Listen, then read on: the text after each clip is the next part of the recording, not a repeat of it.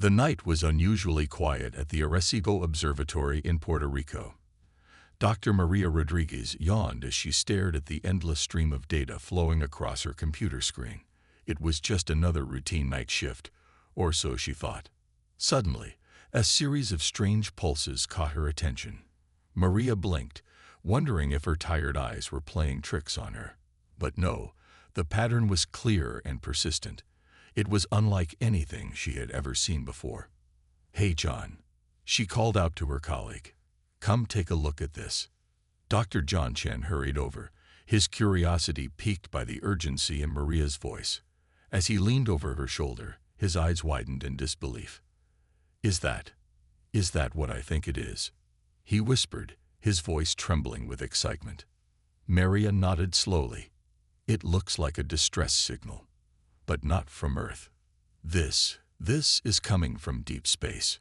The two scientists spent the next few hours analyzing the signal, their excitement growing with each passing minute. By dawn, they were certain they had received a message from an alien civilization. News of the discovery spread like wildfire. Within days, every major observatory on Earth had confirmed the signal's existence. The world was abuzz with speculation and excitement.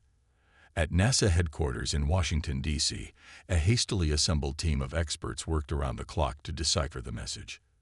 Dr. Sarah Thompson, a brilliant linguist, led the effort. "It's definitely a language," she explained to the room full of scientists and government officials. "But it's like nothing we've ever encountered before. It's going to take time to crack it." Weeks passed, and progress was slow. The public grew impatient, demanding answers. Conspiracy theories ran wild on social media. Some claimed it was all a hoax, while others insisted that an alien invasion was imminent. Then, on a rainy Tuesday morning, Sarah burst into the NASA director's office, her eyes shining with triumph. "We've done it," she exclaimed. "We've translated the message." The room fell silent as Sarah read out the translation. "Mayday. Mayday. This is the Zarkanian fleet. We are stranded in your solar system. Our power systems have failed. We require assistance. Please help." The implications were staggering. Not only had they made first contact with an alien civilization, but that civilization was in trouble and asking for humanity's help. An emergency United Nations session was called. Leaders from around the world debated for hours on how to respond. Some argued for caution, fearing a trap. Others pushed for immediate action, seeing this as humanity's chance to prove itself on the galactic stage. In the end, the decision was unanimous. Earth would answer the call. A global effort began to prepare a rescue mission. The best scientists, engineers, and astronauts from every nation were recruited. New technologies were developed at an unprecedented pace. The world united in a way it never had before, all in the name of saving an alien race. As the preparations continued, more messages arrived from the Zarkanian fleet. They shared information about their location, their technology, and their culture. With each exchange, the excitement on Earth grew. Finally, after months of intense work, the rescue ship was ready. Named Hope, it was the most advanced spacecraft ever built by human hands. Its mission: to travel to the outer reaches of the solar system and save the stranded alien fleet. On launch day, billions around the world watched as Hope lifted off from Cape Canaveral. As the spacecraft disappeared into the sky, a sense of pride and anticipation filled every heart on Earth. Humanity had taken its first step into a larger universe. They didn't know what challenges lay ahead, but they were ready to face them. For the first time in history, the people of Earth were united in a common purpose: to extend a helping hand to their cosmic neighbors and prove that when called upon, humanity would rise to the occasion. As Hope ventured into the unknown, carrying the best of what humanity had to offer, one thing was certain: the universe would never be the same again. As the spacecraft Hope disappeared into the vast expanse of space, the real work on Earth was just beginning. The world's attention turned to the International Space Command Center, ISCC, in Geneva, Switzerland, where the rescue mission would be coordinated. Colonel Yuki Tanaka, a veteran astronaut from Japan, had been chosen to lead the mission. She stood before a room full of the brightest minds from every corner of the globe, her face a mask of determination. "We have 6 months to prepare for the most important mission in human history," she said, her voice steady and calm. "Failure is not an option." The room buzzed with energy as teams were formed and tasks assigned. Engineers worked tirelessly to develop new technologies that could interface with the alien systems. Linguists continued to study the Zarkanian language, hoping to improve communication. Medical experts researched xenobiology, preparing for any health issues that might arise during the mission. Meanwhile, in a high-tech facility in the Arizona desert, the crew for the rescue mission began their intensive training. The team was a diverse group, each member chosen for their unique skills and expertise. There was Dr. Aisha Patel, a brilliant physicist from India, whose groundbreaking work on zero-point energy had revolutionized space travel. Next to her stood Chen Wei, a Chinese computer prodigy who had developed advanced AI systems for spacecraft navigation. Major Tom Reynolds, a former U.S. Air Force pilot, would be at the helm of Hope. His steady hands and quick thinking had saved countless lives during his military career. Dr. Elena Sokolov, a Russian xenobiologist, was tasked with ensuring the health and safety of both the human crew and their potential alien guests. Rounding out the team was Dr. Kwame Osai, a Ghanaian engineer specializing in life support systems, and Sarah Thompson, the linguist who had first cracked the Zarkanian language. The training was grueling. The team spent countless hours in simulators, preparing for every possible scenario. They learned to operate in zero gravity, study the intricacies of the Hope's systems, and even practiced first contact scenarios with actors playing the roles of the Zarkanians. As the months passed, the pressure mounted. The whole world watched and waited, their hopes riding on this small group of individuals. News channels ran constant updates on the mission's progress. Children in schools across the globe learned about the Zarkanians and the brave humans who were going to save them. But not everyone was optimistic. A small but vocal group of protesters argued that the mission was too risky, that humanity was exposing itself to unknown dangers. Security around the ISCC and the training facility had to be increased as tensions rose. Despite the challenges, the team pressed on. Their determination was fueled by regular communications from the stranded Zarkanian fleet. Each message brought new insights into the alien culture and strengthened the crew's resolve to succeed. One evening, as the team sat together after a particularly tough day of training, Aisha voiced the question that had been on everyone's mind. "Do you think we can really do this?" she asked, her usual confidence wavering for a moment. Tom looked around at his teammates, taking in their tired but determined faces. "We have to," he said simply. "The whole universe is watching. This is humanity's chance to show what we're made of." His words seemed to reinvigorate the group. They shared a moment of silent understanding, each of them fully aware of the weight on their shoulders. As the launch date approached, final preparations were made. The Hope was stocked with supplies, including specially designed rations that could sustain both humans and Zarkanians. Advanced medical equipment was loaded, capable of treating a wide range of potential ailments. On the night before the launch, Colonel Tanaka gathered her crew for one final briefing. The room was tense with anticipation. "Tomorrow, we make history," she said, her eyes meeting each of her crew members in turn. "We carry with us not just the hopes of humanity, but the future of interstellar cooperation. Whatever challenges we face out there, we face them together." As the meeting ended, the crew members took a moment to look out the window at the stars twinkling in the night sky. Somewhere out there, the Zarkanians were waiting for them. Tomorrow, they would answer the call and prove to the universe that when it came to courage, ingenuity, and compassion, humanity was second to none. The stage was set. The greatest adventure in human history was about to begin. The day of the launch dawned clear and bright. At Cape Canaveral, Thousands of spectators gathered to witness history in the making. The air buzzed with excitement and nervous energy. As the crew of Hope walked towards the spacecraft in their sleek spacesuits, the crowd erupted in cheers. Colonel Tanaka led the way, her face set in determination behind her helmet visor. One by one, the team members waved to the crowd before climbing aboard. Inside the cockpit, Major Tom Reynolds ran through the final pre-launch checks. His hands moved swiftly over the controls, years of training kicking in. "All systems go," he reported. "We're ready for liftoff." The countdown began. 10, 9, 8. The engines roared to life, shaking the ground. 3, 2, 1. With a deafening boom, Hope lifted off. The spacecraft rose slowly at first, then picked up speed, streaking into the blue sky. Within minutes, they had left Earth's atmosphere behind. As the blue planet shrank in their rear-view screen, Dr. Elena Sokolov voiced what they were all feeling. "It's really happening.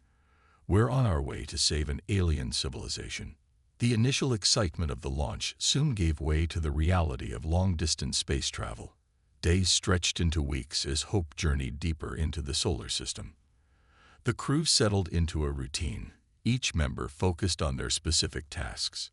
Dr. Aisha Patel spent hours fine-tuning the experimental drive that would allow them to reach the Zarkanian fleet in record time. Chen Wei worked tirelessly on the ship's AI systems, ensuring they could handle any unexpected situations. But space travel was not without its challenges. A month into their journey, Hope encountered a dense field of asteroids that hadn't shown up on any of their scans. "Evasive maneuvers," shouted Colonel Tanaka as a large asteroid loomed in front of them. Major Reynolds' hands flew over the controls. The ship banked sharply, narrowly missing the space rock. For the next few hours, he skillfully piloted them through the treacherous field, his forehead beaded with sweat. When they finally cleared the asteroid field, the crew let out a collective sigh of relief. "Nice flying, Tom," said Dr. Quamosi, patting the pilot on the back. The incident served as a stark reminder of the dangers they faced, but it also brought the crew closer together, strengthening their resolve to complete the mission. As they approached the outer reaches of the solar system, the messages from the Zarkanian fleet became clearer. Sarah Thompson worked around the clock, refining their translation algorithms. "I think I've figured out more about their culture," she announced one day. The Zarkanians seemed to be a peaceful, exploration-focused species. They were on a mission to study different star systems when their fleet encountered problems. This news boosted the crew's morale. They were not just saving lives. They were making contact with a civilization that shared humanity's passion for discovery. But their optimism was soon tested. As they neared Jupiter, Hope's main power system suddenly failed. Alarms blared throughout the ship as the lights flickered and died. "We're losing power," Chen yelled from his station. In the dim glow of the emergency lights, the crew sprang into action. Aisha and Quame raced to the engine room, while Chen frantically worked to reboot the ship's systems. For several tense hours, Hope drifted powerless in space. The crew worked nonstop, their training kicking in as they fought to bring the ship back online. Finally, Aisha's voice crackled over the intercom. "I think we've got it." The lights flickered, then steadied as power was restored. As the systems came back online, the crew gathered in the control room, exhausted but relieved. Colonel Tanaka looked at each of them with pride. "Well done, everyone. We've faced our first major crisis and overcome it together."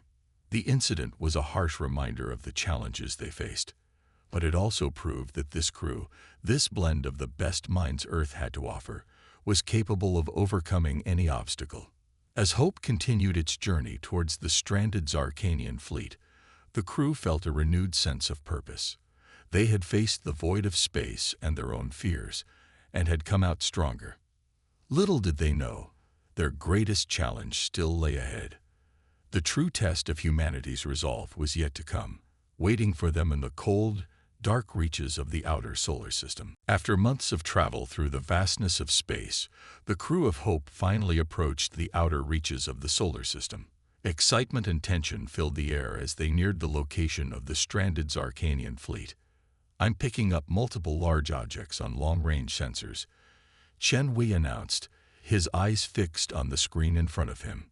Colonel Tanaka leaned forward, her heart racing. "Can you get a visual?" Slowly, an image appeared on the main view screen. The crew gasped in awe. Before them floated a fleet of massive ships, their sleek designs unlike anything humans had ever created. The ships gleamed with a soft, silvery light, despite being powerless. "They're beautiful," Dr. Elena Sokolov whispered, voicing what everyone was thinking. As hope drew closer, they could see that the Zarkanian ships were dark and lifeless.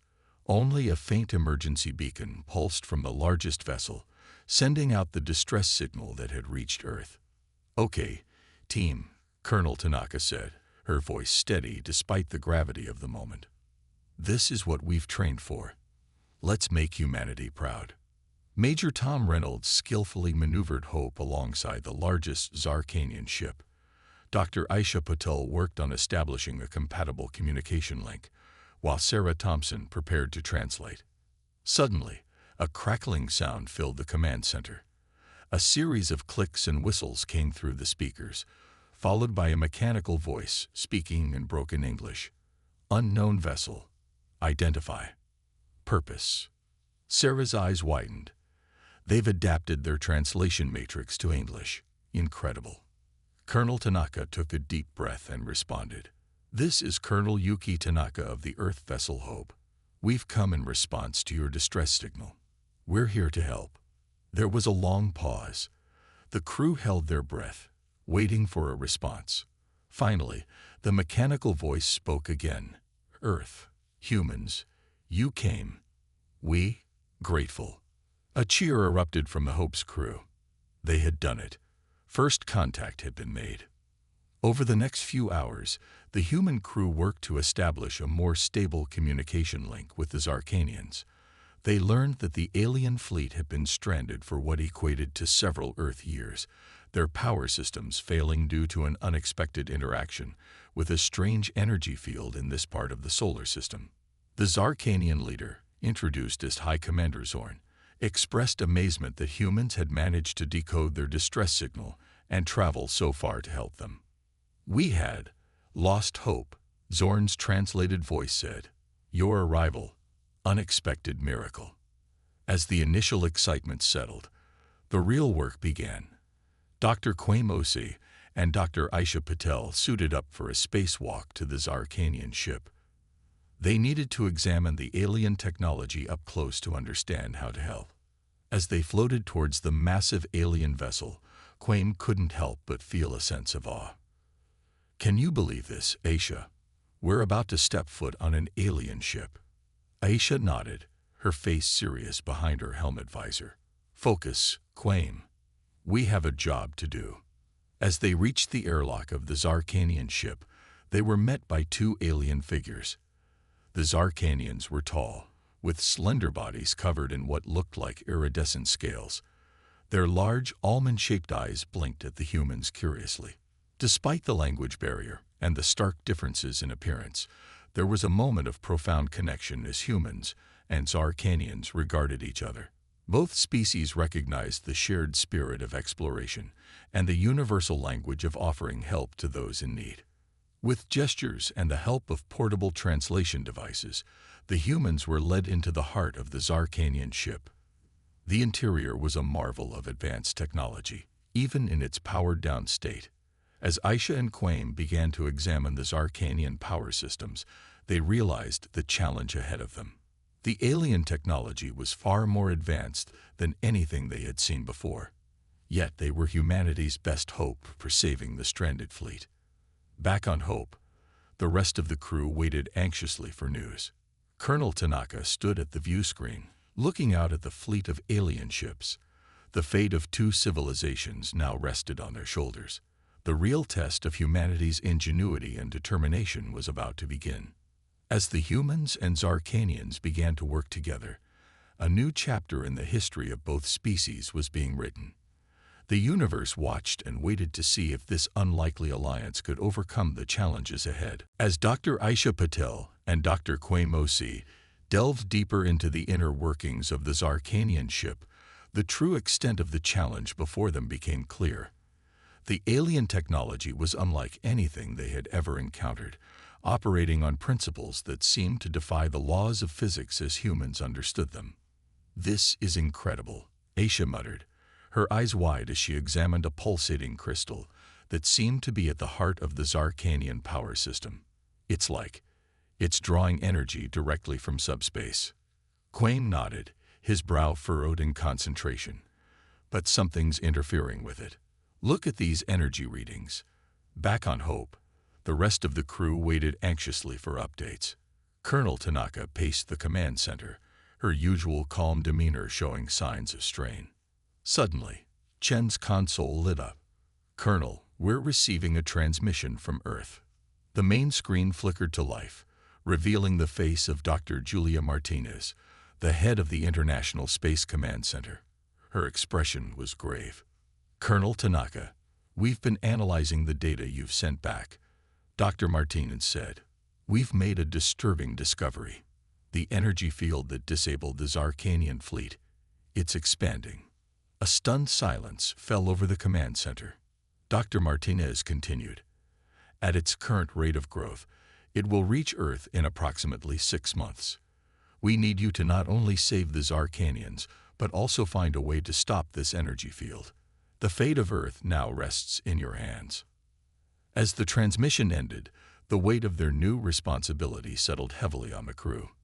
They were no longer just on a rescue mission. They were now tasked with saving their own planet as well. Colonel Tanaka took a deep breath, steadying herself.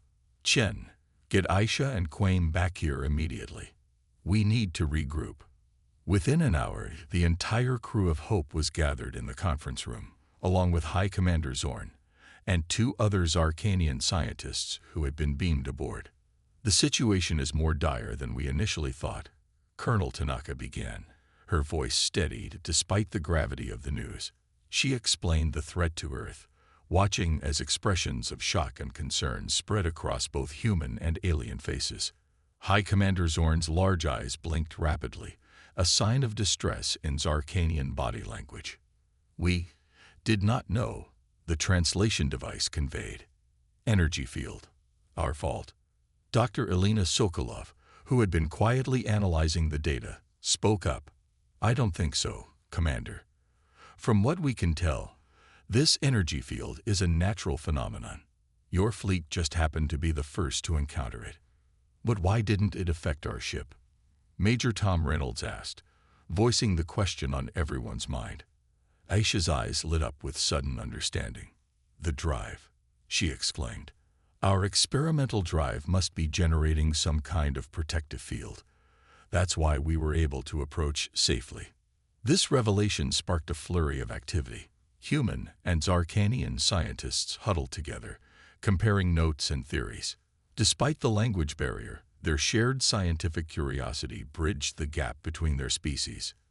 As the discussions continued, Sarah Thompson, who had been quietly observing, suddenly stood up. "I think I might have an idea," she said, her voice quiet but firm. All eyes turned to the linguist, surprise evident on their faces. "Look," Sarah continued, growing more confident. "We've been approaching this as a purely scientific problem. But what if it's also a communication problem? What if this energy field is some kind of signal?"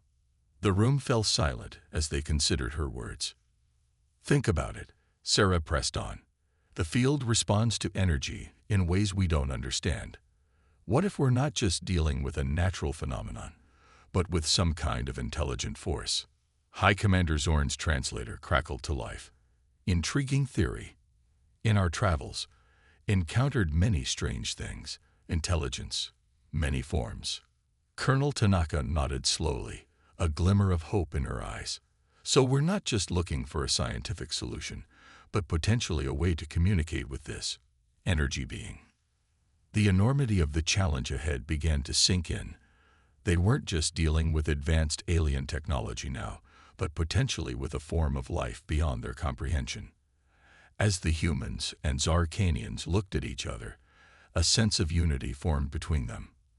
They were no longer two separate species, but allies facing a common threat, united in their quest for understanding. "Well," Colonel Tanaka said, a determined smile on her face, "it looks like we have our work cut out for us. Let's show the universe what our species can do when we work together."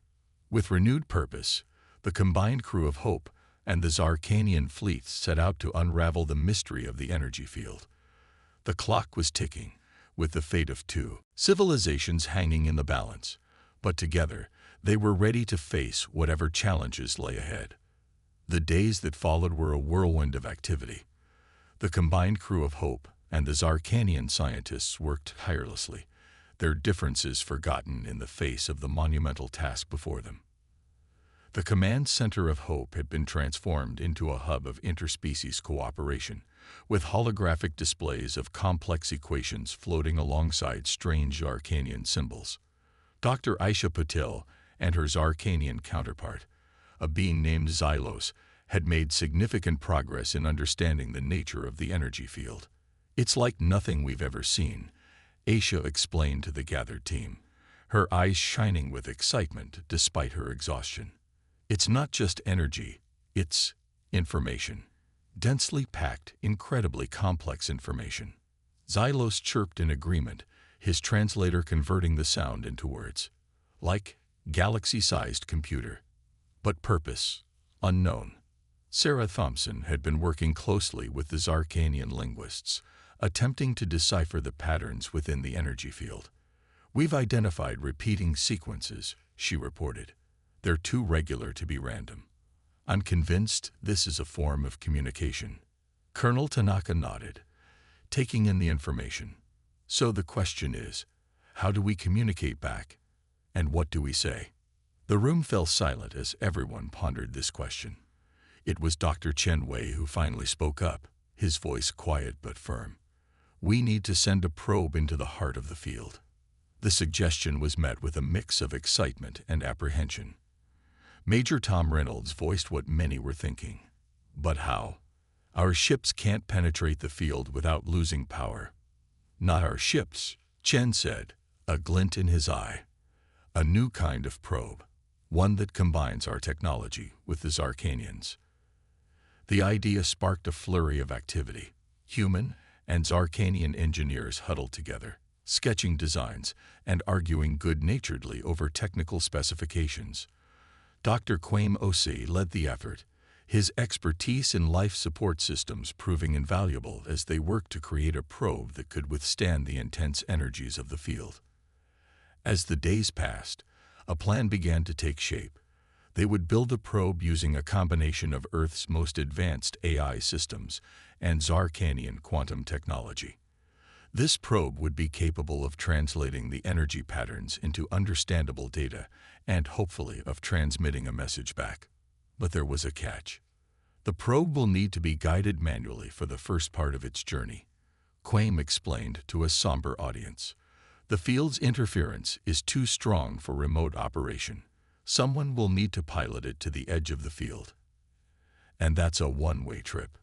A heavy silence fell over the room. The implications were clear. Whoever took on this mission would be sacrificing themselves for the sake of both their species. Before anyone could speak, High Commander Zorn stepped forward. "I will go," the Zarkanian leader announced, his translator conveying the solemnity of his tone. But Colonel Tanaka shook her head. "No, Commander. Your people need you. I'll pilot the probe." Protests erupted from both humans and Zarkanians alike. Major Tom Reynolds stepped forward, his jaw set in determination. "Colonel, with all due respect, you're needed here to lead. I'm the best pilot we have. It should be me." For a moment, it seemed an argument would break out. But then, to everyone's surprise, Dr. Elena Sokolov spoke up. "It should be me," she said quietly. All eyes turned to the xenobiologist. Elena continued, her voice growing stronger. "I've been studying the biological effects of the energy field. I have the best chance of surviving long enough to get the probe where it needs to go." A tense discussion followed, but in the end, the logic of Elena's argument won out. As the meeting adjourned, the gravity of their plan settled over the crew. They had a direction now, but the cost would be high. That night, as the humans and Zarkanians worked side by side to build the probe, a sense of unity pervaded the ship. They were no longer two separate species, but one team, united in their determination to solve this cosmic mystery and save both their worlds. As Elena began her preparations for the mission, she found herself surrounded by support from both her human crewmates and her new Zarkanian friends. In the face of such a monumental sacrifice, petty differences faded away. They were all in this together, standing at the brink of a discovery that could change the course of both their civilizations forever. The probe was nearly complete. Soon, they would launch their daring plan. The fate of two worlds hung in the balance, resting on the shoulders of one brave woman, and the unprecedented cooperation between two species from opposite ends of the solar system. The day of the mission arrived all too soon. The air on Hope was thick with tension as the crew made final preparations. The probe, a sleek fusion of human and Zarkanian technology, sat ready in the launch bay. Dr. Elena Sokolov stood before it, already dressed in her specially designed suit. Her face was pale but determined as she turned to face her crewmates and the Zarkanian delegates. Colonel Tanaka stepped forward, her voice steady despite the emotion in her eyes. "Elena, you are the bravest of us all. Your sacrifice will not be forgotten." One by one, the crew members came to say their goodbyes. Aisha hugged Elena tightly, whispering words of encouragement. Quaim clasped her hand, his usual jovial manner replaced by solemn respect. Chen, Tom, and Sarah each had words of admiration and thanks. Even the Zarkanians, typically reserved in their emotions, approached Elena. High Commander Zorn placed a multi-fingered hand on her shoulder, the gesture transcending the barriers between their species. "Your courage honors us all," the translator conveyed. As Elena prepared to board the probe, alarms suddenly blared throughout the ship. Chen rushed to his console, his eyes widening in shock. "The energy field. It's changing." All eyes turned to the main view screen. The swirling mass of energy that had been a constant presence for weeks was now pulsating, sending out waves of light in complex patterns. Sarah gasped. "It's responding. Even before we sent the probe, it's trying to communicate." For a moment, chaos reigned as humans and Zarkanians alike rushed to make sense of this new development. But amidst the confusion, Elena's voice rang out, clear and determined. "This doesn't change anything," she said. "We still need to establish direct contact.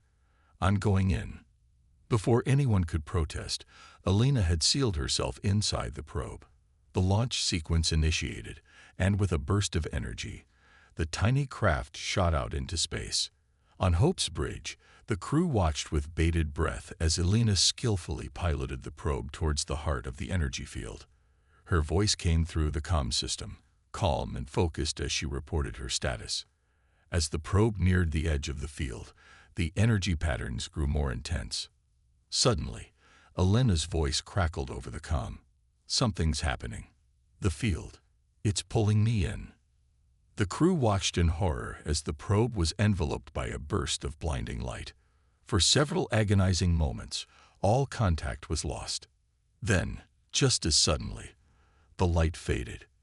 The energy field had changed, transforming into a swirling vortex of colors. And there, floating serenely in the center, was the probe. Elena, do you read?"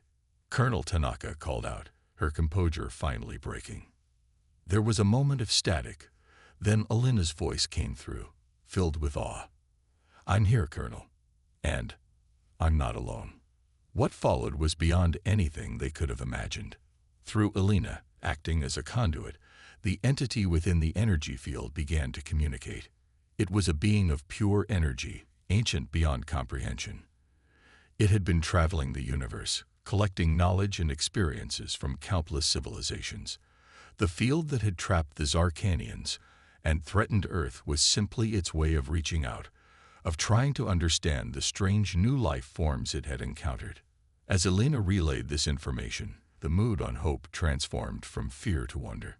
Humans and Zarkanians alike listened in awe as they learned of civilizations beyond their wildest dreams, of cosmic wonders and universal truths. But the greatest revelation was yet to come. The entity, impressed by the cooperation between humans and Zarkanians, and moved by Elena's willingness to sacrifice herself, made an offer. It would share a fraction of its vast knowledge with both species, knowledge that could revolutionize their understanding of the universe and propel their civilizations forward by centuries. As the reality of this gift sank in, jubilation erupted on Hope's Bridge. Humans and Zarkanians embraced, their differences forgotten in the face of this cosmic wonder. And then, in a final act of benevolence, the entity returned Elena to them, her mind expanded by her encounter, but otherwise unharmed. As Hope began its journey back to Earth, with the Zarkanian fleet in tow, the crew marveled at how much had changed. They had set out to save a stranded alien race, and had ended up forging an interstellar alliance and making contact with a being of unimaginable power and knowledge. Colonel Tanaka looked around at her crew, human and Zarkanian alike, and smiled. "Well done, everyone," she said softly. This truly was humanity's finest hour. As Earth grew larger in their view screen, they knew they were returning to a world forever changed. The future was bright, filled with the promise of new friendships, new discoveries, and endless possibilities among the stars.